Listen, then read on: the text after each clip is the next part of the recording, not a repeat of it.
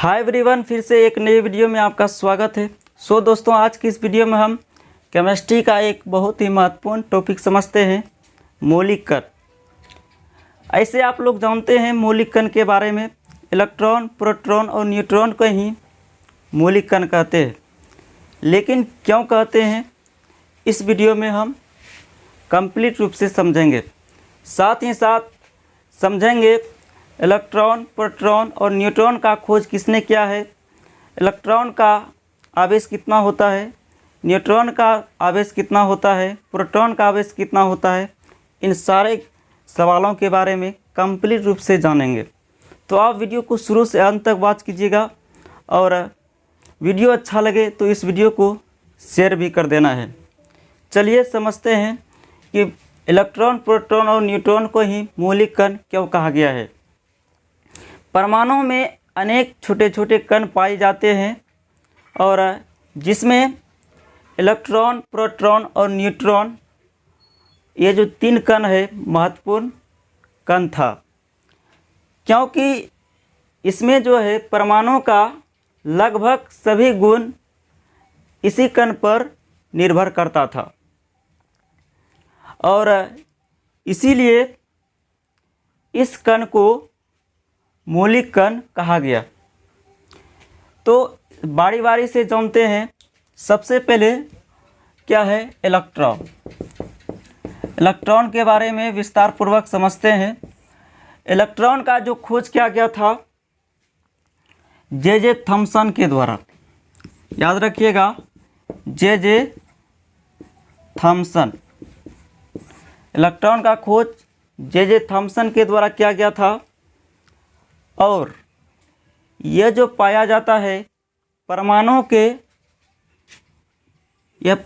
के कक्षा में घूमते रहते हैं। यह कहाँ रहते हैं? यह परमाणु के कक्षा में घूमते रहते हैं, चक्कर काटते रहते हैं। कौन? इलेक्ट्रॉन। अगर इसके आवेश की बात करें, चार्ज की बात करें, तो इलेक्ट्रॉन का जो आवेश होता है, इलेक्ट्रॉन का आवेश -1.6 गुना 10⁻⁻⁹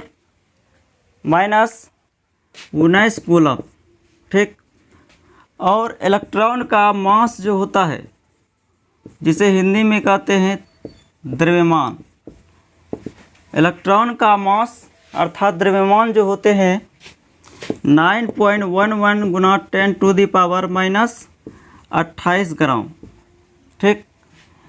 अगर केजी में पूछा जाए तो केजी में जो होता है 9.11 गुना 10⁻31 केजी, ठीक। तो इलेक्ट्रॉन के बारे में समझे। अब चलिए जानते हैं प्रोटॉन के बारे में। प्रोटॉन के बारे में समझते हैं। पहले समझते हैं कि प्रोटॉन का खोज किसने किया है। क्वेश्चन आपसे पूछा जा सकता है कि प्रोटॉन का खोज किसने किया है। प्रोटॉन का खोज किसने किया है? तो प्रोटॉन का खोज जो किया गया था गोल्स्टीन के द्वारा। गोल्स्टीन, ठीक। प्रोटॉन का खोज किसने किया था? गोल्स्टीन ने। और यह जो पाया जाता है परमाणु के नाभिक में। कहाँ पाए जाते हैं? परमाणु के नाभिक में। और इसके आवेश की बात करें, अर्थात प्रोटॉन का आवेश जो होता है +1.6 गुना 10⁻⁻⁹ कूलम, +1.6 गुना 10⁻⁻⁹ कूलम। इसके द्रव्यमान की बात करें, प्रोटॉन का द्रव्यमान, तो पूछा जा सकता है प्रोटॉन का द्रव्यमान कितना होता है। तो इसका जो द्रव्यमान होता है 1.672 गुना 10⁻⁻24 ग्राम, ठीक।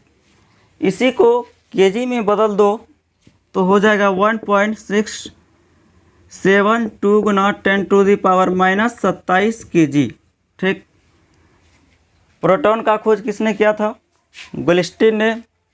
और इसका जो चार्ज होता है, आवेश होता है +1.6 गुना 10⁻⁻19 कूलम, और इसका मास 1.672 गुना 10⁻⁻24 ग्राम।